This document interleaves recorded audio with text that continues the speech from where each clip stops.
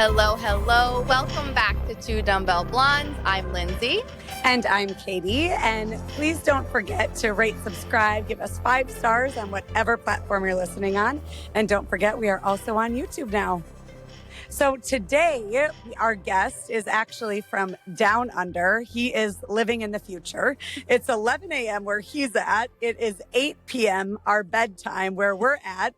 Lindsay, I'm going to toss it to you to give a little introduction. Yes, so today we have Dave Nixon with us. And before I have Dave take it away, because trust me, you guys are going to want to tune in, maybe stop if you're driving, if you're working out, get that notepad out. But I became aware of who Dave was and what Dave was about in 2018, I think it was. I had turned 30 and I was doing all these changes in my life and felt like I should be in a certain place, and I wasn't. And I had a lot of pressure on myself. And I came across a podcast that was Dave's. And I started listening to more of them. And so many things that he said just kind of hit you hard and make you stop and think. And he definitely creates a space for you to have your own wins and create your own wins. And so I sought him out to actually work with him one-on-one. So I would say he is definitely a life mentor of mine. And I have continued to follow him, continued to follow a lot of the thought-provoking things that he puts into the world. And I am super excited for this episode to have you here, Dave. Thank you so much for joining us. So I'll let you start off with kind of how you got into what you're doing now. That's a great question. Firstly, of course, thanks for having me. And thanks for making a special exception of not making me jump on at 3 a.m. in the morning. Yes, that'd be harder for you. Yeah. Yeah. So I appreciate that. I feel like this show today is 3 dumbbell blondes. I feel like I'm just going to plug myself in there as well. Are you blonde? I don't know. I see some blonde in that hair of his. Yeah. Some highlights. Yeah. It's a good question. But regardless, back to your question, I think it's kind of hard for me to answer in a way because it's hard to define exactly what I'm doing right now. And what I can do is sort of explain what I do now and explain how we got there, I guess, which is what today's about, and making sure there's some takeaways with it as well. But my work that I do right now is very different to how I started in the fitness industry. And you would know me mostly, Linz, through the developmental work that I do, which is a very big part of what I do day to day, and usually is what I'm doing at this time of the day. But I have my own private health club here as well that I've had for 13 years, and I still do some coaching on the gym floor and so forth. So, but really this sort of next stage of my career is a lot more to do with sharpening a message and making sure that message and the information is accessible and approachable for people as well. So that really individuals have clear pathways on how they themselves can develop both mentally and physically, and make sure that they become assets they get to pass down to the next generation as well. Mm-hmm. So I know you started in person first, like many people did in the industry. Well, at least years ago, maybe not so much now. But what was that transition like for you? Because I obviously met you virtually from the podcast that you had and from the material you're putting out there. So when did that transition start to happen? And I think that's also important for you when you think about your next step in the messages that you're trying to sharpen and spread, and how you're able to do that really across the world.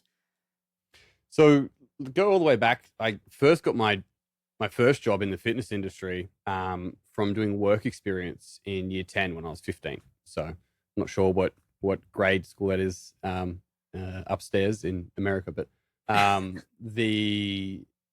was 15 at the time, did work experience, and I was annoying enough that I asked so many questions. They're like, do you want a paperwork job? Which I did, and I did that for about 11 months. And then by the age of 16, I started training people. I had no idea what I was doing, but I had enthusiasm, which luckily for me over time I turned into experience. But I started doing that when I was 16. I started managing that gym when I was 18, managing 3 gyms at 19, started my gym at 22. And starting my gym was a lot more to do with kind of, buck the trend. Am I allowed to swear? Is that a thing? Yeah, you can swear here. Cool. Yeah. Right. I was like, otherwise funk this. My mouth is not clean.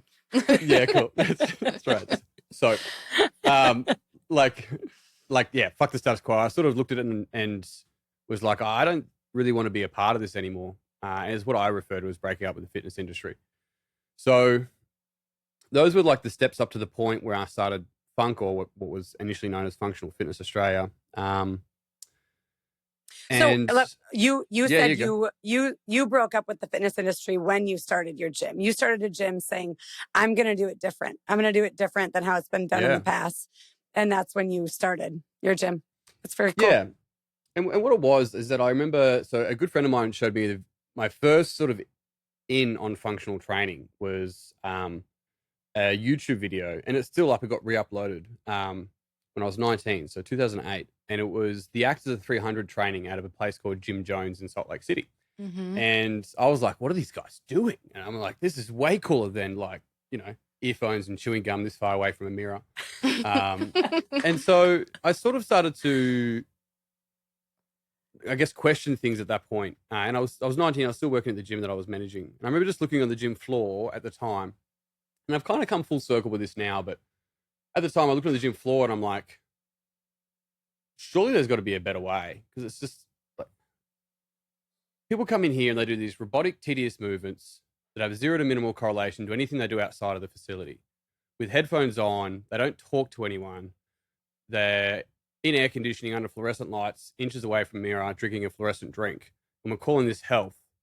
But if we were to get any other species to go into a space like that and break all their body up into parts to train and then expect them to perform better outside, I'm like, it just started to make no sense to me. And I get it. I get the bodybuilding influence within health and fitness, and a really important stage of development is actually just learning rules and roles. It's like, well, how do I do a lat pull down well before we start looking at the basic foundations of a kip movement that comes from gymnastics? So like there's definitely stages for sure. But that was the thought I had at the time. And I was like, I don't know if I want to be a part of this. And so it wasn't even that. And this is something that I talk to heaps, and what a lot of my work's built on now is that I thought I was doing the right thing at the time. And what that right thing was is that somebody would come into the gym and they were like, hey, I want to get some results. I need to lose some weight. I need you to push me, tell me what to eat. I don't know what to eat, and need to set some goals and be kept accountable. So I'm like, sure, no worries, I'll do that. So I would sit them down, we'd make sure we write out their goals, and I'll like, look, this is what you need to do with your diet. This is what you need to clean up. Let's book you in. And they'll come in and I'll, motivate them and smash them through a workout. And when they didn't come in, I'd ring them up, be like, where were you? Let's get your book back in. And like 9 times out of 10, that person would get results. The thing that I learned was that at some point, that person life would pop up, they would stub their toe, the dog would get pregnant, like something would occur. They don't need homework. Those important things. Like, they don't need homework in Australia. They get pregnant. Oh, yeah. Those it's damn like, they didn't even know you had a dog. And they're like, oh, it's my neighbor's. Like, what the fuck? So it was this sort of thing. And then that person, like, and this is commonly what people would say, is like, what happens when that happens? And people go, oh, they put it all back on. It's like, sort of. The correct terminology is they return to their default. And so what happens is that I saw this is that I was actually creating codependencies. And so this person got results, but we're actually sacrificing progression. Because I had this other group of people, and this other group of people would come through and they would be more inquisitive. Their results were slower, inverted commas. They're more inquisitive, why should I eat this? And if I was traveling, what sort of other options could I look at for protein? And, if I'm training, so why is this exercise? And if I couldn't do this exercise, what muscle is it working, and what other exercises should I? Now, these people were a bit more annoying at the time. But what I saw, and I'm fortunate enough, I feel very fortunate being 35 and having 20 years experience in the industry. It's like, these are the individuals that actually made long-term change. Mm-hmm. And it seems slower. Yeah. You earn what you learn. Right. And so it was a couple of key principles that I've learned from this, that being one of them. The other one is like, own, don't loan. The first people were loaning their results from me. I had to, and swap me for whoever it is, doesn't matter. The key thing there is that I was actually perpetrating these codependencies. And so in my words, what I started to see was that, and I'm generalizing, but the fitness industry helps to create these long-term psychological issues, provides people with short-term physical solutions, which created repeat customers. And I was helping to perpetrate that. And I'm like, fuck, I don't want to do this anymore. Yeah. Yeah. So the people that you did find, quote unquote, like the people that you found annoying were the ones that were getting their hands dirty. They were doing the work and they had questions that were coming up because of that. And I think that's something so beautiful about what you do too. And like, if you listen to Dave talk a lot, he'll say stuff like, my offer for you, right? He's never going to tell you what to do or what you should do. He's like, here's my offer and like take it or leave it. And your next step is your ownership in this. But it goes back to, okay, well, first of all, do you guys have the saying, Lindsay, what's the saying? You give a man the teaching him to fish. That's like what that is. We have Do you fish have in that? Australia. Yeah. Well, do you have that saying? What's that saying? Teach a man to fish and he eats for a day. Yes. Okay. Yeah. Okay. Wait. We Give a talked man a about fish, he eats for a day. Teach a man to fish and he'll get eaten by a he shark. eats for a lifetime, whatever Yes. it is. Yeah. But that's what we're saying. Like there's all these like, tell me exactly what to do and I'm going to have success. That just drops off. It's like you need to really understand and understand everything that you're doing to really be able to create change that's going to be consistent and long term. Yeah. Yeah, it's a really nuanced, but it's so important. It is. It's like, let's say we get this, and I've trained thousands of people. So I'm once again, fortunate, I've seen so many different pathways over the years, and not just at moment, but like there's people I'm still training that have been a part of my community for 16 years. And so let's say you have this mum and use this example is that they're like, I want to get healthy post baby.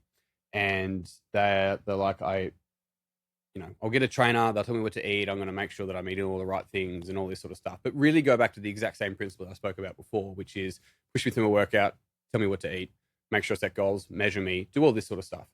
And there's nothing wrong with this, and this has a place. It's just that the fitness industry made it a focus as opposed to a component. And the interesting thing in that is that you walk a fine line, because if you're not careful, what you're actually teaching your children is that your health is somebody else's responsibility if you earn enough money. And the key thing there is going, what are the assets that we're building in the space of health? When we look at health as mental, social, physical, and environmental from a sustainable approach, what are the actual assets in the sense of values, beliefs, family culture, behaviors, genes, gene expression, and then the environment and the planning that we actually have? And then we're starting to see an integral approach to health. Prior to that, health is not a spreadsheet, and it's not a diet, and it's not all that sort of stuff. And this is why you see people go from this sort of binge restrict component when we look at nutrition, which is I need to lose weight, which, by the way, no one wants. I'll touch on it in a sec, but I need to lose weight. And then they go get a dietitian, nutritionist, influencer, and they'll tell them specifically exactly what they should be eating. And they'll do that. And then the dog gets pregnant and they revert to their default. And we see this yo-yo as opposed to going through simple stages of like simple nutrition. What's the protein, carb, fat? Once a person knows that, they start to gain flexibility and build a sustainable approach to nutrition. And when they need to dial in for something, then they can go to specific. So it's like short-term change versus long-term success. Yeah. And there's parallels to intergenerational wealth. And if you were to get a room full of people and say, raise your hand if you're a beneficiary of intergenerational wealth, there might be a couple of people that raise their hand, where it's actually like everyone in this room is. Some of you just got bucko, right? But I remember driving home one time and I was like, I got to pay rent. I was like, hang on a sec. I remember a value that I heard my mum say without realizing, which was always pay rent first. And I'm driving home and I'm like, wait a second. If I pay rent first, when do I pay my mortgage? I'm like, fuck. I've got some values here, some belief structures that I didn't know. And they were the assets that were passed down. And so we're all the beneficiaries, and the same when it comes to health. Absolutely exactly the same when it comes to health. And so that goes back to my point around weight loss. No one wants to lose weight. Get a room full of people and say, stand up if you feel good around the word weight, and stay standing if you like losing. It's like people want weight, what they think weight loss will give them.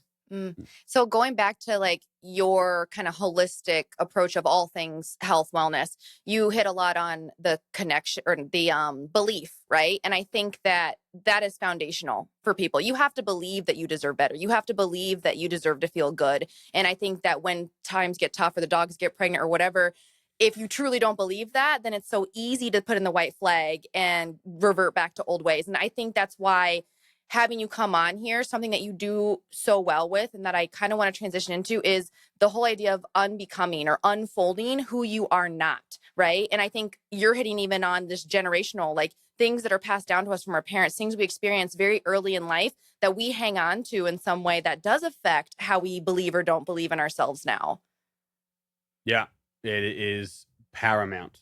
You can have a conscious goal and, you know, like I need to change my behavior. I'm having a hard talk to myself. And it's like, oh, whose voice is that? Right. So how did that work for you in the past? And it's not too dissimilar to like somebody coming in and going, you know, previously when I got results in the gym, I was doing X. It's like, you got results. Where are they? It's like, you know, maybe there's a different approach. If I said previously when I got rich, this is what I did. So I'm just going to do that again. It's like, well, hang on a sec. Something needs to change. Otherwise you'll just go through the same process. So the belief structure, and totally love to dive into this. And if you ladies are happy to stay up till 11 o'clock, that's fine. We can stay here all night. Yeah. And so really understanding this, and there's so many, what's challenging when it comes to subjectivity compared to objectivity, which a lot of the fitness industry is based on objectivity, which is fine. It's useful and important. It's just, it's not mind over matter or, you know, start with the body. It's mind and matter. And when we can build out these frameworks, these maps of understanding ourselves from a subjective standpoint, we start to be able to name and see the things that are getting in the way of us actually showing up. And the way that I've learned and the way that I teach the subjective components is more to do with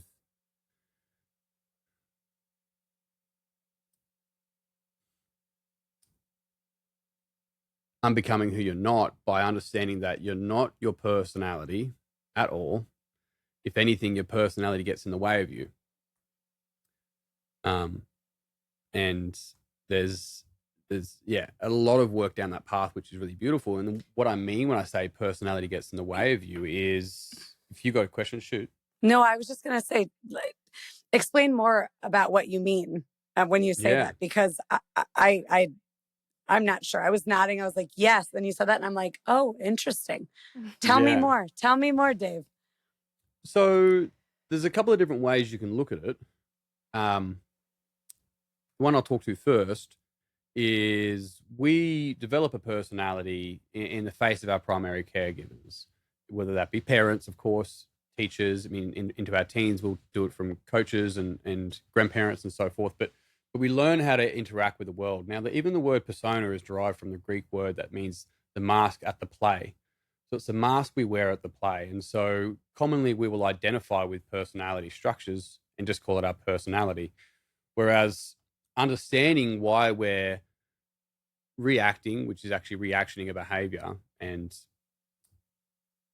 rather than responding to a particular situation, is commonly because we will have these habituated patterns of thinking or filters that filter how we see reality, because we don't see reality as it is. We see reality as we are. And so it's learning where we actually learnt these frameworks from and why we value them. So you've got a couple of different paths, once again, you can look at, but it's like, okay, so is this particular pattern of thinking, let's call it worst case and best case scenario, right? And so somebody might run a worst case scenario, you're like, oh, this person's really annoying. It's like, well, maybe. But if we were to build a bridge, I would hope that someone that runs a pretty worst case scenario lens would be like, what are the things that could go wrong here, compared to someone that runs a really high best case scenario lens, which is like, I think it looks great. This is amazing. It'll be fine. Let's figure it out. And so it's more about going, if I associate as my personality, I lack flexibility to respond to the moment with what's required, and I'm reacting based on patterns that I learned from a younger age, which is also why when someone does react, they sometimes actually feel younger, like they're in trouble or something along those lines, is because as a 35-year-old, if I get upset at something, am I really acting as reacting to the situation as a 35-year-old, or am I reacting as a 16-year-old? Based on the patterns that you've learned in the past. Yep. Yeah. So I know some of the work that I did with you that I continue to work on, and this is kind of the personality, right? The mask that we wear. I would say before working with you, I'm a perfectionist, right? Like I'm assigning that to myself. It doesn't give me flexibility. I'm associating that as like who I am, versus saying things like, I have perfectionist tendencies, or when this scenario arises, I tend to try to have more control of it, versus assigning that thing to myself. And it's more of, how I react or how I handle a situation. And then it gives me flexibility of what to do with it. Like I have a choice then, because it's not me. It's just something that I did early on. And I know we did work together, but growing up, I grew up in a small town. I knew I wanted to get out of there, and I knew I had to do everything in my power to do things well, because I didn't come from, you're talking about money. And so I was like, I can't mess up. I can't, get in trouble for drinking. I can't not get an A. I can't not be the best athlete on the court. So all these things in my life, I was like, I got to be the best in order to get more opportunities in life. And so I don't need to operate like that anymore, right? And I put that pressure on myself, and I have to catch myself with those things. But in your head, that defines you. But to the rest of us looking at you, that doesn't define you. So Dave, when you coach, when you have a client that comes in, what are the questions you ask? Or like when someone is training with you, obviously you're putting them through a workout, whatever that looks like. But how do you teach them to unbecome themselves, or what they've always known, or who they think they are? So that's good question. Powerful, and that's an interesting thought. It's a great question, and a really helpful thing for me to learn was not to psychoanalyze people on the gym floor. They're there to exercise. They're there to do, they're there to exercise. They're there to. We've got a couple of schnauzers that run around, and when it's hot, there's zippy doopers in the freezer. High five, get some. What did you just say? Move well. Couple of schnauzers. Zippity. I swear icy balls. We've got zippity doodas in the freezer. Oh my god! Was that your Australian accent, Katie? Zippity doodas in the freezer. It is now. Okay. I'm going to call them zippity doodas from now on. It is perfect. Icy poles. Sorry. That's pretty funny. So, so the point there being is that my goal is to be able to invite people to learn more about whatever it is that they want to learn about. And so the facility I run is a training and education company. It just looks like a gym. And that was one of the lessons I learned. I spent 3 summers in a row in the States. I went across to about 40 different gyms. And the thing that I learned more than anything is that the best gyms aren't gyms. The best gyms have gyms. And they, as a vertical integration, it's called, which just basically means there's a back-end business. Like they're either manufacturing companies, they're training and education companies, social media and events companies. And so with Funk, my business, it works more like a workshop, and making sure that there's back-end pathways for individuals to be able to go down. And similar to what Lindsay mentioned before around an offer, is that having invitations and offers for people to go down and learn more about whatever it is they want to learn about, without it being sort of front end. But look, I've had clients come through and do, 3 immersions that I run and one-on-one coaching, as well as being in the gym floor and in this space for a number of years. And so the conversations I have with them are at that stage. Whereas the conversations I have with other individuals that are just starting out is probably, it's just meeting them where they're at. And so being able to assess that. And then we use a model actually called ORC, open, reserve, closed. And so if someone's open, then there's an engagement, there's a discussion being able to have. If the person's reserved, then you can assess buy-in and see if it's something that they're interested in discussing or talking about. If they're closed, then it's, it's like a bee landing on a flower that has no pollen. You just keep moving. Mm-hmm. So that's the short answer really is give people pathways so they're making the decisions to go down that. They have to have that desire and want to, and be open, like you said, to wanting to learn more. And that's a journey for all of us, and especially for, certain people based off of their, like you said, their, what would you call it? Their generational. Yeah. The other thing is whatever it may be. Yeah. Intergenerational health. Right? Doodah. I mean, it's so good. Right? The right information to the right person at the wrong time is the wrong information. Yeah. And so the coach has to get themselves out of the way, and their role is to be there with the client, with where they're at, not at the client or for the client.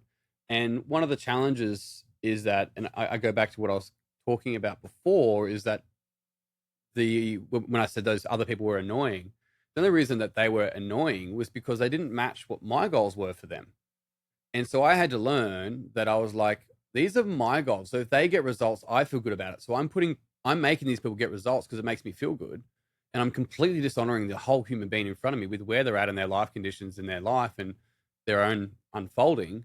And it was something that I really had to learn later on. I didn't have to, I guess, but it was obvious to me later that it was just like, I don't care. Like, do you have a nervous system and can you breathe? We're good. Like, if you think, we're fine. Let's just have a zippity doodah and, pat the pregnant dog. And... you were going, back to why you started Funk and seeing things wrong with the current state of the gyms and how people would work out. And I think something that is unique about you too, and how you just said you kind of hold space for people, is this is something you said that I tell myself when I'm in consults and when I'm coaching people is speak if it improves the silence. Because I think we're so used to, as coaches, over cueing, over, yelling things. Like, you have to fill every second. It's awkward to have silence.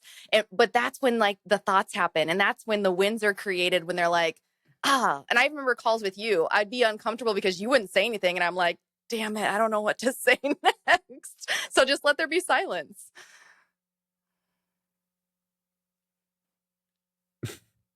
Yes. It's a thing that we're still here. Yeah, it's something that I just wanted to let that land. Yeah, I was so comfortable. So the other thing about it is that if I was to speak because I'm uncomfortable at the silence as the position of a coach, once again, I'm making it about me, and I'm getting in the way of the person's processing or learning or so forth. And the other thing, depending on my relationship and rapport with an individual, if they were to speak, I'll just point at that. It's just like.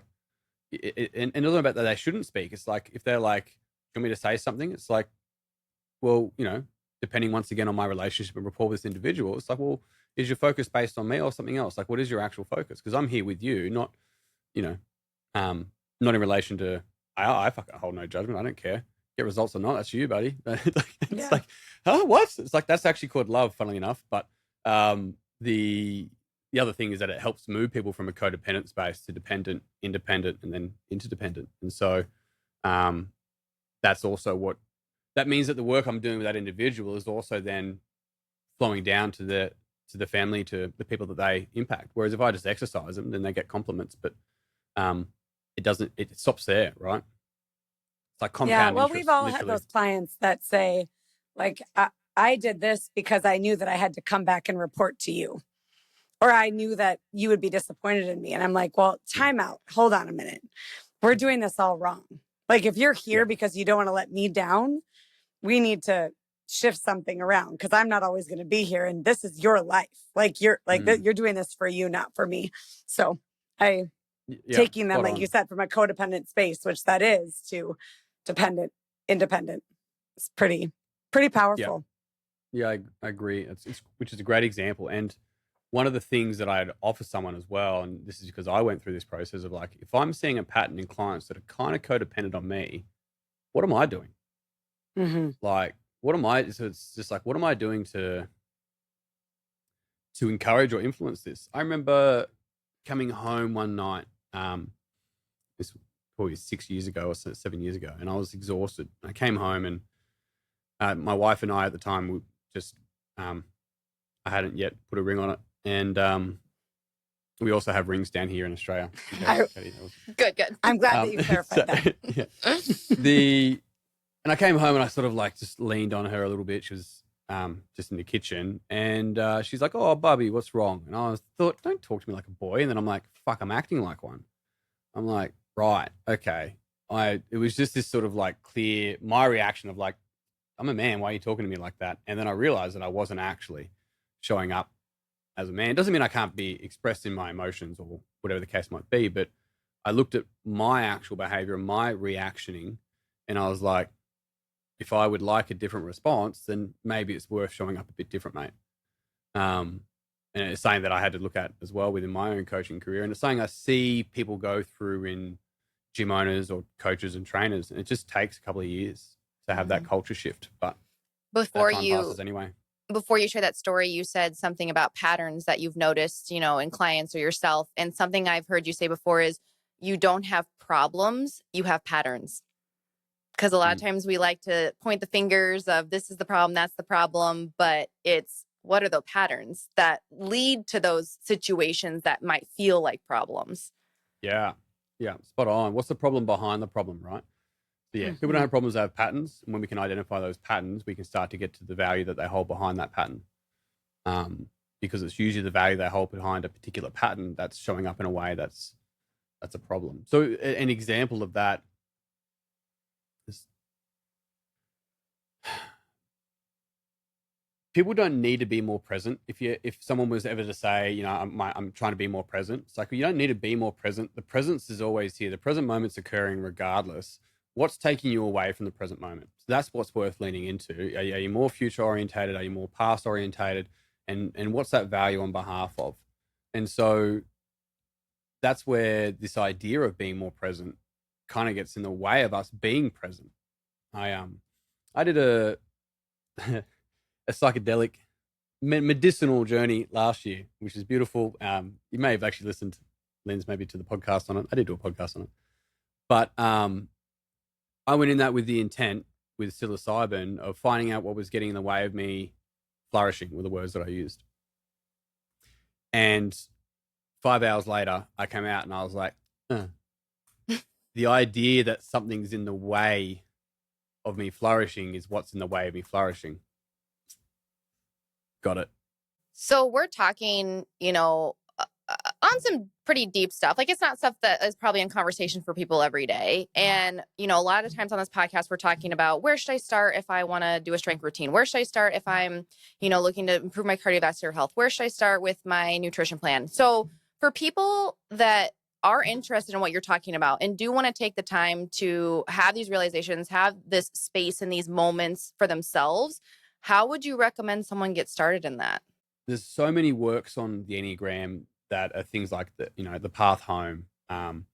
The idea is that it's not to box you into a personality, but to help unbox you out of that personality, which gives you significantly more flexibility. And there's a guy called A.H. Almas, and he speaks to it being what's called personal essence. And what that means is it's our very presence and our very essence, integrated with our personality that allows us to actually be here. It's not the rejection of personality. The rejection of ego is ego. So it's this understanding that the parts that have contributed to where we are at this today is a part of us, and it's actually the acceptance of that allows us to go further. So the Enneagram is probably a great place to start. There's a test called the RHETI test, RHETI, which stands for Riso Hudson Enneagram Type Indicator. They're the guys that put it together. It's an indication. It's not you're an X. I think it's $20, something like that. Maybe a little bit US. I'm not sure. And it'll give you a massive printout. And then there's so many free resources on it. I've got heaps of resources on it as well. But that's an easy way to start to go, hang on a sec, how do I map out the subjective components to start to bring some awareness to the ways that I'm responding and why that might be? Because it's not the patterns, it's the value that we hold behind the patterns. That's the juice. That's getting to that, and that takes time. It's not this 6-week challenge. 6-week challenge to presence. Like, it's not that crap. It's this continual unfolding. There's no finish line, which people don't like to hear. But as soon as we hear that, it can be, depending on what those patterns are and where they stem from, it can be a long, tedious, sometimes painful process. And we are complex human beings, and we are where we are right now because of all the things that happen. So whether you're 20, 30, 40, the farther you get, the more shit you've got. And and it does not have to be bad, but being able to understand that to really create significant, long-lasting change, whether it's with your health and fitness journey or with anything in your life, right? Yeah. That's agree. where it becomes. So you have a podcast as well. Yes. And you have a lot of episodes. Am I right? I have a few, yeah. I think you've had multiple podcasts throughout the years. The name has changed. Yeah. He also has a book. It's right. Oh, let's see if I can point. It's that one right there. There you go. Right there. Reminding yourself. Well, I think the reason I bring that up is because I think this is going to resonate with a lot of people. When you think about, I've been on this, let's just talk about the health and wellness journey specifically. And people, I mean, we are human beings. We live our lives. Our dogs get pregnant. Do you call all dogs dingoes, by the way? Just kidding. Okay. We're like this. You know We're what like is this. funny on that though is that I literally, when I was about 11, I got a dog that was from a backyard litter, like proper mutt, and it was dingo kelpie cross. Funnily enough, so I did actually have, which is odd because I've never had any other version of it since, but apparently there was a dingo in it. Then you did. But I was just going to say, you know, our journey goes like this, but when people are trying to understand why they do something and they see success short term and why it doesn't last long term, I think that a lot of people are going to be very interested in more resources and unbecoming themselves. And so your podcast, your book, where would you, if they wanted to understand more about you and what you teach and preach and all of the good word, where would you send them? So I run a program called the BSFT 30, which is a free program. We use it at what's called a base builder. You can't buy it. It's completely free. And it's got a bucket load of resources on it, from programming through to 30 specific podcasts around the actual topics, through to live Q&As every single week. Every part of it is free. There's no cost. The goal for me was making sure that I could create something that is that ties into my belief that people should have that life-changing information should be free and accessible. And so the BSFT 30 is built off that. It's something that I run every single month, and people can just download the playbook and do it themselves. There's no, it's like a 50-page playbook. It's got a journal in it. It's got a food journal in it. There's nutrition resources. There's 4 live, like pre-recorded masterclasses on movement, mindset, nutrition, and goals.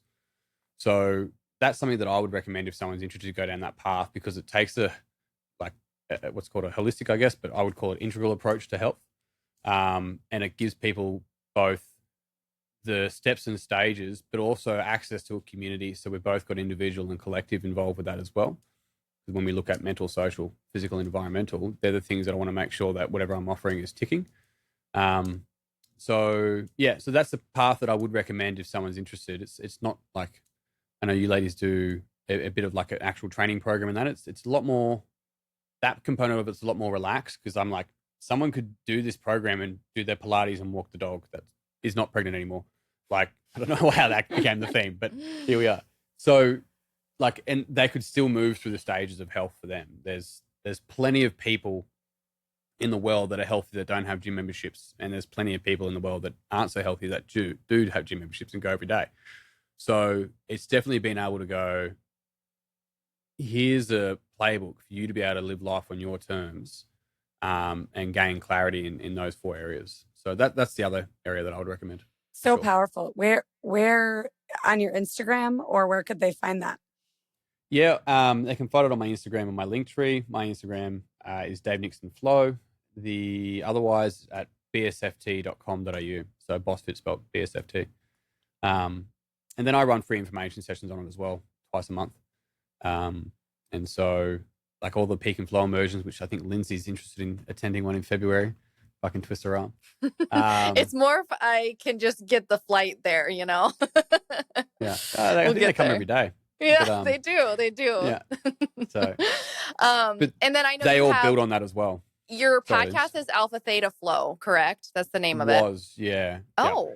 So a little quick one on that for you. Changed to the Peak and Flow podcast. And the reason being is because Alpha Theta doesn't get used very often, those words in Australia. And people are like, is this like a dorm? Is this a like some sort of, and I'm like, it was actually in reference to brainwave activity that is observed in people to be in a balance of alpha and theta brainwaves when they're in a state of flow. But if I had to explain it as much as I did, I'm like, I need to change this. So just Peak and Flow podcast. I learned that today when I was trying to find you, and I'm like, I can't, that's what I searched and you weren't there. And then I realized I was like going through and I'm like, oh, he has a lot of podcasts. So yeah, a lot of amazing information out there. And they're not super long. And I would say all of them, like I walk away with notes every time. Like so good. So good. There are definitely ones, like I said, though, you want to listen when you can take notes. So don't be busy doing other stuff. I kind of want to bring this back because something that I did actually listen to recently on a podcast of yours is a lot of what we're talking about here is taking time to do the work, right? And it might be uncomfortable, it might be freeing, it might get you to that flow state. But in a world where we can feel like a lot of things around us aren't going right, whether it's political, it's environmental, like there's all these things that can feel out of our control. I think you hit on, to see the change outside, you have to have the change inside. And how we see the world and how we frame the world is coming from the inside out. And so I think honestly, I always say this, but if everyone in the world just did work like this, we would all be in a much better place. And again, that's probably me framing and seeing the world. But I truly encourage people to start somewhere with this work, whether it's the program that Dave just talked about, getting his book, listening to his podcast, maybe listening to other guests that we've had on, but just taking that time and being okay with the silence, like we talked about. Yeah. Yeah. The thing that I would add to that to bolster it out from my point of view is that people move through stages, not ages. And so being able to actually know how to track those stages becomes really useful, because otherwise it's like, I think I'm getting better mentally. It's like, well, we actually move through stages that allow us to understand that. And so you can do, like, the principles are the same, but the way that we do that is so important. People can do it by never meeting me, by never hearing my stuff, by just listening to you girls, by doing Pilates. And I think the key thing there is just making sure you're crossing off all the areas and knowing which areas they are. But yeah, I love it. And I love what you girls are doing as well. I think it's great. Well, thank you, We Dave. so appreciate you being available today and being Yeah, it was on our tough. podcast. I had to get up early. Lindsay has spoken such great things about you and what you've done for her in her life. And she's like, can we do a late one? Can we stay up? And we're like, absolutely. So thank you so much. Nah. Yes. Thank So I you. know we've already talked about where people can find you, Dave. Is there anything else you'd like to share before we wrap up here? Not necessarily, although you spoke about it before we jumped on. So I was announced as one of the speakers at a TEDx event here in Australia, which is Australia. That was very Australian of me. Yeah, in Australia, mate. Yeah, Put me the and shrimp dingo. on the barbie. No, I've never said that. We don't. Wait, call hold them on though. shrimp. But you did say that your wife, then girlfriend or fiance, called you Bobby? Bobby, baby. I don't know, babe, Bobby. Baby. Yeah. Baby. Okay, Yeah. you said it like Barbie, and I was like, is it like a shrimp on the Barbie? Baby. Oh, right. Yeah. That's what I heard. It's getting late. It's still When we so listen early. to this back, you're going to hear that too. Yeah, right. Bobby. But anyway, Yeah. but So what were you saying about the TEDx? TEDx. yeah, so super grateful that I get to present on that, and topic that I'll be talking to is around intergenerational health. So hopefully that comes through. It is in about 3.5 weeks. Okay. So And then where will that be? Will that be on YouTube? Will that be can people watch that?